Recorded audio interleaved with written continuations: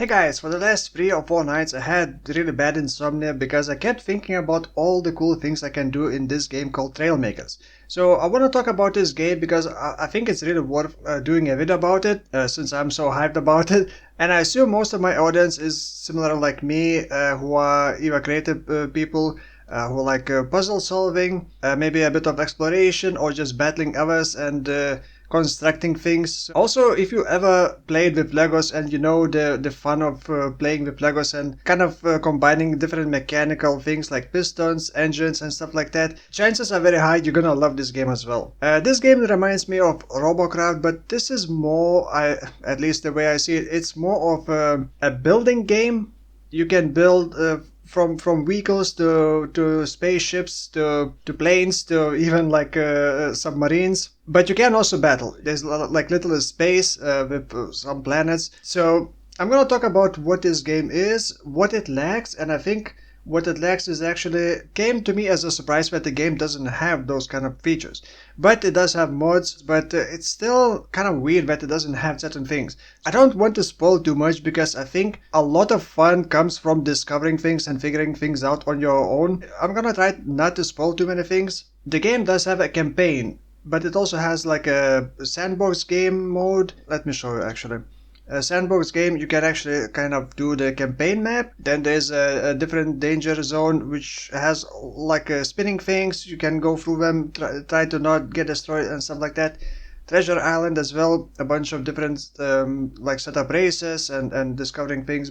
Space Sector is sort of like another campaign, I believe. I didn't really go into space that much. I'm not a big fan of space, but you can also like explore, fight space pirates and explore different planets. And then it does have a couple of DLCs. I don't have any DLCs, but the Airborne DLC is like a short campaign, like just a couple hours campaign, and it doesn't really add too many new functional things, so the DLCs are not necessarily even worth it, I would say, unless you really love this. And the C DLC, I believe it doesn't even have like a proper campaign. So maybe first I should explain what a campaign is like. I'm actually going to reset my campaign.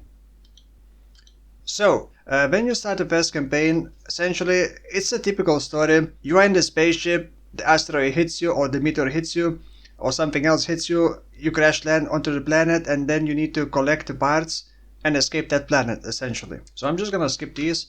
You start with pretty much nothing, and you need to salvage parts and bring them back to the beacon. So you can actually start building right away. You can actually even just...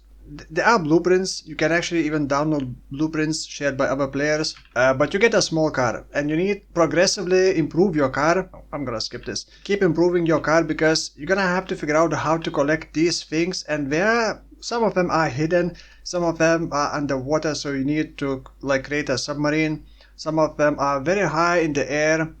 You see these floating rocks, islands, whatever. You're gonna have to travel there as well to pick up these things, and you also have to figure out how to pick them up because you don't have anything at the start. So at the start you pretty much can just do this. You can actually very quickly improve the car by adding more blocks, just like that. And now it's gonna be much easier to bring these to the beacon. The beacon also works like a teleporter or like a save point. If you want to save essentially your progress, you also have to kind of go through the what is it called again? Through the drone thing. So yeah, the campaign is essentially find these salvageable parts, and some of them are massive. I'm gonna find a massive one and I'm gonna show you. So at the beginning you are slow, but you can add more engines, for example. Let's add another engine. Yep, now it should be much faster. And now I'm much faster. You see, is that a bigger one? I think that's the bigger one. Whoa! You should also watch where you're going. So that's a bigger one. You can later add all sorts of pistons, moving parts, hinges, engines, propellers, all sorts of things that you can imagine. So this is gonna give me like a wedge shaped block, and this is aerodynamic. The aerodynamic and physics do matter a lot in here. It very closely represents the real life physics. It's not like one-to-one, and probably wouldn't want one-to-one like physics. Some of these are much heavier. So later on you can get a tractor beam. So you pretty much just go next to these, activate the tractor beam, and it just sticks to it. But that doesn't mean that it's going to be easy to bring them back to the, I'm just going to call it beacon. Just bring it here, and you're going to unlock new parts. So that's how you progress the campaign, and the campaign really hooked me in. You can actually open the minimap and see where these parts are, but some of them may still be difficult to find. Now at the beginning you have a limit of how many power cores you can have. You essentially need to find power cores to increase this limit, and this limit essentially is required for engines and certain other like thrusters and functional parts. By the way, you can like exit your vehicle, run around, and you can repair your vehicle. You can swap your vehicles. I have multiple of them constructed, but I don't have these parts unlocked in the campaign. Now here's the big problem that I think the game is lacking. What do you do when you complete the campaign? Either do another campaign, restart the campaign, do like a space campaign or the other like DLCs. But what do you do when you complete all of them? There's nothing. It does have a multiplayer. You can do the campaign in multiplayer by resetting the campaign, but what if you don't want to reset the campaign? And like it just doesn't have anything outside the campaign. The campaign really hooked me in with these mechanics where you need to retrieve the salvage parts to get like more upgrades, and it doesn't have that anywhere else outside the campaign. You can figure out to find some certain mods, but it doesn't really scratch the itch. I want more of this. Like the campaign is pretty big puzzle solving kind of challenge. You have to figure out how to retrieve these things, how to build the vehicle that would work better for retrieving these, and after the campaign there's nothing. You create all those cool things, and where do you use them? In multiplayer, just to show off pretty much, or just to battle other players. But in multiplayer you can just quickly repair itself yourself, and there's no like scoring system or anything. So the game really kind of ends after the campaign, and you have to find your own ways of having fun in the game. And I think that's a massive drawback. Massive missed opportunity. I was thinking when I was close to finishing the campaign that I'm gonna be able to go into multiplayer, select like a multiplayer campaign, start from fresh, and maybe have two teams. One team is trying to destroy the other team, while the other team is trying to collect the salvage materials. But there's nothing like that. You cannot even collect the salvage materials in the campaign unless everyone resets their campaign. How is this not in a default game? That should definitely be in a default game, because many people, they are missing this kind of campaign feel, replayability of it, I guess. So I want to show you more stuff that you can build, and what else is there in the game. And in the like main menu, you can see you can build this kind of truck. You can fly in space, build all sorts of spaceships, normal ships, and even transformers. I'm gonna show you in a moment. So this is like a completed map. These are all the, oh, they are called drones, recovery drones. And you essentially have multiple spots where you can bring back the salvage materials. Since I already collected everything, there's nothing shown in here. But I can actually use any of the previous blueprints. So for example, I have a quick bike to move around quickly, and it can like climb mountains very easily. If I go over like a couple of the mechanics and gadgets, there's also gyro, which I think was added recently, which kind of helps stabilize the car, or I guess planes. There are like helicopter motors. There are all sorts of like suspensions, and you can combine them into like even weirder suspensions. Now, as I said, you can actually even create transformers essentially. So this is one of the blueprints that I got from the workshops. So this one is made by Ninja Miner. So this is looking like a normal car. With just one click, essentially it's going to transform into a transformer with T.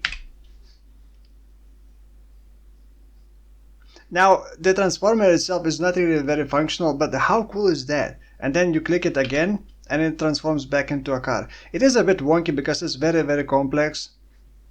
And you can do all sorts of crazy things, because most of the functional parts can be programmed, not really coded, but it has like a, let me load into, so I have this thing that I made while playing the game. It has a lot of engines and it doesn't have much like complexity. It has this tractor beam, which you can place like for example on pistons to lower it down and raise it. You can also like rotate it to a position better. You can also do all sorts of things like a crane the pistons and other shenanigans. There's also another complex part which kind of enables, as you can see that this car keeps rolling down because it's downhill, right? So it doesn't have any stabilizer and there's no like handbrake. You have to create your own handbrake if you want. So I actually created a handbrake sort of thing that auto stabilizes the car. So I want to show you this one, but first I need to disable something. Right, so as you can see, this one isn't really rolling down anymore. It's still sliding a bit because, well, it's not perfect. So what this does is actually I added sensors.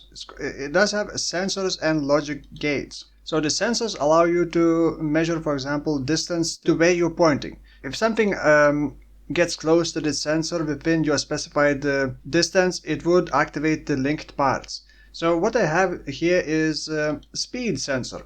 So the speed sensor in here, it actually shows the arrow in which direction it senses the speed. So you can actually see it has a little propeller which when you move forward is gonna push the air through it and spin it, and that's gonna measure the speed. This is just like a visual representation, but it does matter how you place the sensor.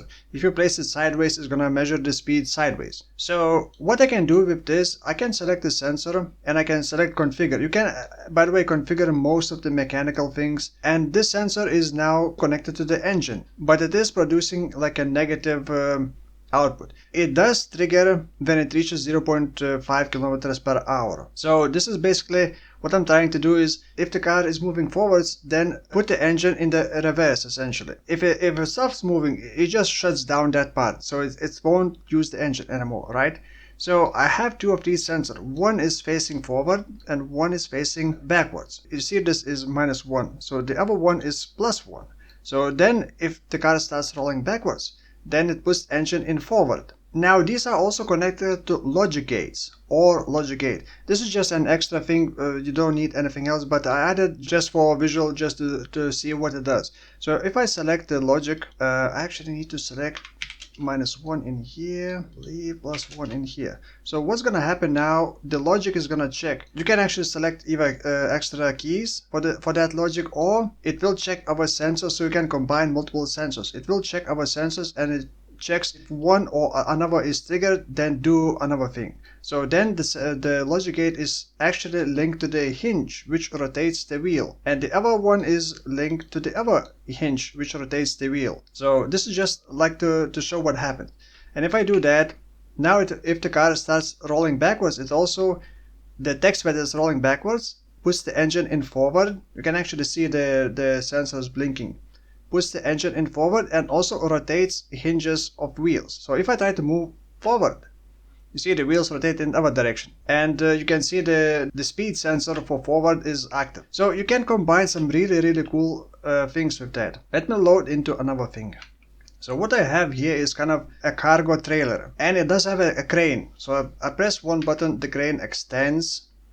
I can move it around. I can also maneuver it like this, extend it, and pick up the parts that I need. Once I pick up those parts, I can open the gates, rotate it like that sort of. It's kind of hard to remember which button does what. Basically drop it in the cargo, rotate it back, like retract it, close the gate, close the doors, and then drive where I need to drive. What is happening? Oh right, I have the stabilizer on the car, so I cannot really drive anywhere. Also, this cargo trailer can just be unloaded like that. With one button, it just lifts up, opens the back door, and whatever was in the truck like rolls out. But now that's the problem, like what do you do with that? There's nothing to do with that after the campaign, unless you just want to show off and kind of like role play with others and figure out your own ways to play it. But there's no official way of continuing playing the game after the campaign other than just go into multiplayer and try to figure out some kind of rules or what you want to do. And it really is like a missed opportunity. If you could go into the multiplayer and collect parts with other players. By the way, you can even create one car, one vehicle which can be controlled by multiple players, because you can select actually your seat and actually select which parts it controls. So because this is only one seat, it controls everything on this one. But if you had multiple ones, you can select, let's say one controls the vehicle, the other seat, the cockpit could control, let's say, guns or crane or something else. And you can do like really cool things, but again, where do you use that? It's pretty much self-made, self-imposed like challenges and self-made, what do you even call it, self-made fun. But the game kind of ends after the campaign, and that's why I was so disappointed. If the game developers are watching, I really hope that you introduce this kind of continuation or the way to repeat the campaign or replay something similar. It would be really cool, like I said, if you could, let's say, use two teams, but each team has a limited amount of for building, limited amount of complexity and blocks and power cores, and the other team tries to destroy them. But the first team, let's say, tries to collect those salvage parts, and each time they bring back to the certain spot, like a big base, for example, bring back those blocks, they increase the power core limit and increase like complexity allowed, and that way they can essentially do more complex vehicles. And let's say everything would be unlocked from the beginning. You just have to collect certain resources, gold or whatever, and to increase the overall limit of the vehicle. While the other team would have a limit of guns, and let's say if they destroy other players, the more times we destroy, the more points they get. It could be so much more. This is just one of the examples, but it could be so much more. And there's like no current way of setting the rules. You have to go figure out how to get certain mods, what they do, how to code them, how to merge mods. And I'm currently trying to figure out if I can do a mod for that kind of idea. But I'm not sure if that's even possible the way I imagine to do. But it would be really good if there was some kind of continuation to the campaign, not just the different campaigns, because I really love this the first map. There are so many good spots in this map, and a big variety of terrain as well. There's like mud, there's lava, there's grasslands, there are plenty of hills and water, and I really like this map. But there's pretty much no reason to do it again after the campaign, unless it's just fighting, and fighting gets boring really quickly, at least without a specific goal, without a specific like purpose. If you just fight and just repair whenever you get damaged, like what's the point? Now the game is currently on Steam on sale, and I have a bad track record of making these videos when the special deal or the discount is about to end. So there's about 27 hours left until this game discount 75% off ends, and I think it's really worth it. And even if you're watching this video after this discount has ended, I think it's still worth it. You're gonna have a lot of fun. I currently have what is this? I currently have 59 hours in this game, and I spent a lot of hours like just idling, crafting. But the first campaign I think took me around 20 hours. I wasn't in a rush. I was just slowly progressing, figuring things out, and I had a lot of fun with the first campaign. I just wish there was more replayability, essentially. Just please add some kind of replayability. We need that very much. Also, if you want to play multiplayer, let me know in the comments below as well. I'm gonna be playing this game for a bit more, but for now I need to figure out how to continue enjoying this game after the campaign, because I don't really just want to go and fight randomly, because that's not very fun to me. So yeah, that's about it. Thank you for watching, and I will see you in the next one. Bye bye.